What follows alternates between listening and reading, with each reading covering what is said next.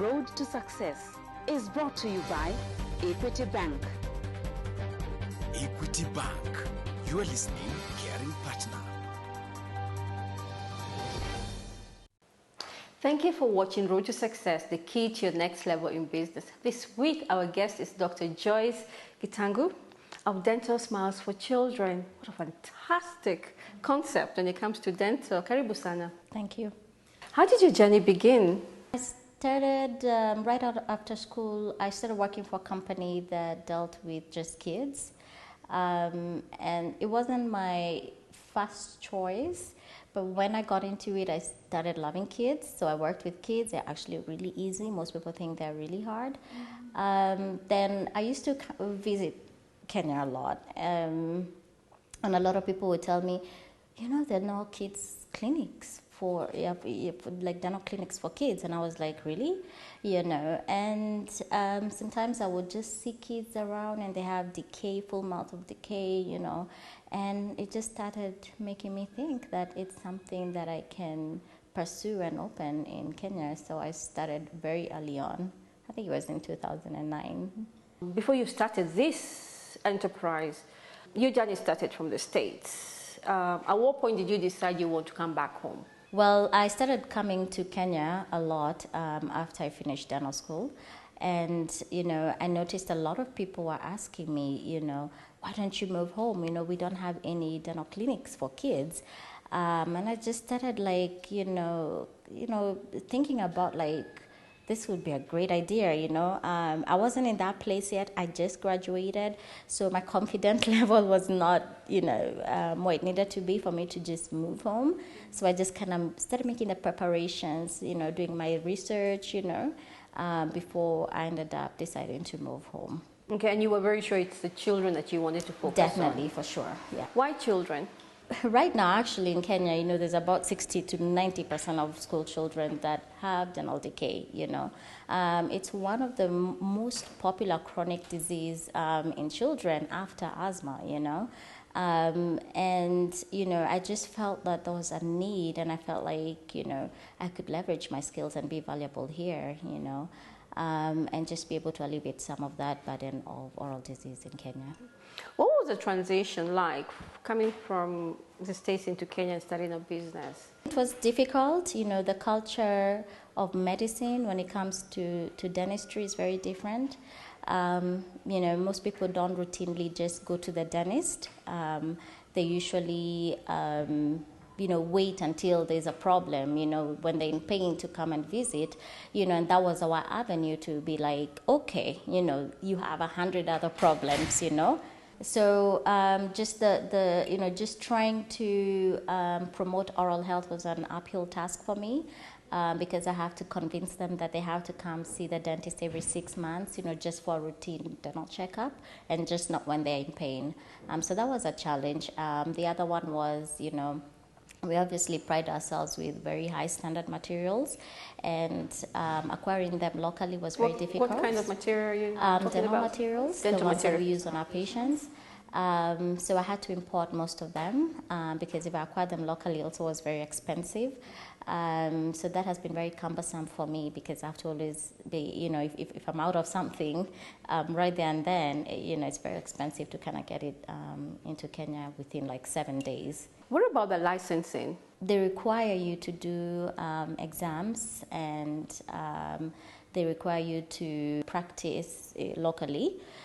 Which is very discouraging for, a doctor who's been practicing for years, to just come back and, do a locum somewhere, Talk to us about the process of setting up the Dental Smiles for Kids, because you started this process from the States. I mean, of course, you need the research and all that. How did you go about that?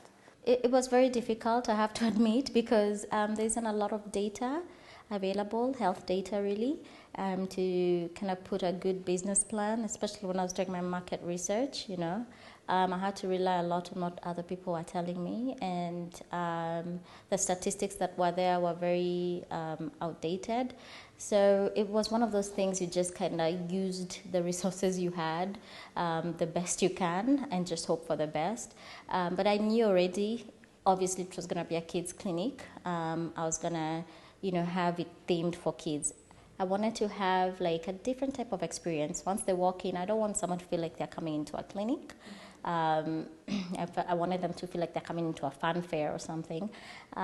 So what I did was I went and shopped for my equipments. Most of them, I bought them in the US. I actually traveled to China and actually bought them.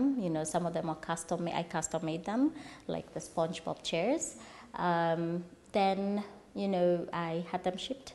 And meanwhile, I was having this area, constructed. So luckily, I have a little interior design in me. So it was easy for me to design the interior of it, the partitioning, because the contractors have never done a dental clinic before. What marketing strategy did you use? At the beginning, we did a lot of, even before the clinic opened, we did a lot of outreaches. For example, like the last one we actually did was Capital Kids on Wild Day when they were planting trees. So we use those type of avenues to go out and teach people how to brush, how to floss, how to take care of their teeth. And it's a way to introduce our clinic to majority of the people who come there. So that's how we started.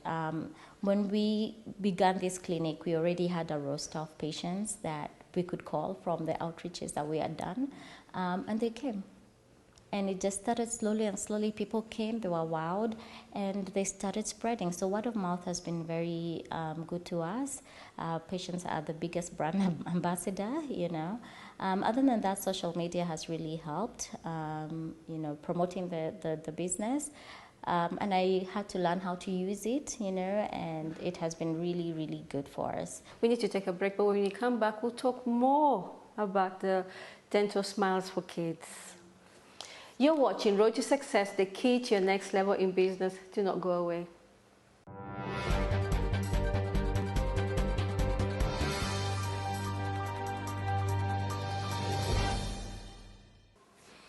Welcome back. You're watching Road to Success, the key to your next level in business. This week, our guest is Dr. Joyce Gitangu of Dental Smiles for Kids. Such a lovely, lovely enterprise to be in, because especially if you're working with children. What kind of services are you offering? We do give all kinds of services that are in the scope of dentistry. We really focus a lot on prevention and early detection of disease, such as cleaning, sealants, and fluoride, which is just to prevent dental disease. But also we do a lot of oral health education. We actually sit down with the patients, explain to them the importance of oral health to their general health. We do early detection of blood pressure. We know a lot of people just walk around, they don't know, that they have very high blood pressures. So we've become children? Even adults, okay. So we have become a watchdog for other doctors, and we refer properly. There are a lot of patients we have diagnosed with diabetes, just kind of caught it, and we tell them, go get checked. So we just really are very big on prevention. Of course, we do all other things like fillings, crowns, root canals, both for children and adults. My favorite aspect about dentistry is doing cosmetics. Because it's, we're transforming smiles, A lot of people come in, they've not been able to smile for years, and we're able to change the way they look. And we also do oral surgery, very minor oral surgery.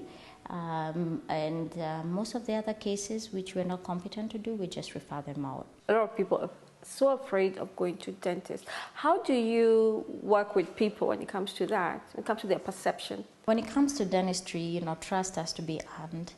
One thing I know, even with myself and the other staff, is, compassion is a very big value that we really hold over here. We're very patient, we're very persevering. We take time with our patients, we talk to them, help them understand, and they warm up and, get comfortable. I mean, obviously, you know, the ambience in the clinic is very warm and friendly, and that's what it was really meant to be. Patients are able to watch movies, watch cartoons while they get their treatment. You know, people can listen to music. So we've also found ways to really calm our patients. My techniques, because I've worked a lot with kids, just to make my life easy, I've made a lot of techniques very painless. Because I don't want the kids to feel any pain, because once they feel any pain, there's no turning back for them. Many of them are like, wow, I didn't even feel anything. How many people do you work with? Right now we are 9 staff. We have 2 doctors, including myself. We have a dental hygienist. We do have 3 dental nurses. And we have 2 front desk clerks and 1 cleaning lady. During the break, you mentioned that there were people who were really against you starting this. I mean, they could not see this working. How were you able to deal with that? My whole life, I've done things which are different from what other people do. I'm not a follower, really. I'm a leader.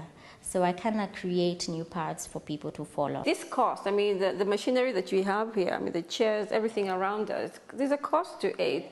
Yeah, how did you raise funds? I did it slowly. So remember, in 2009, I knew I was gonna move home. Come back home, yes. So I started saving then, you know, and not only saving, I started buying things.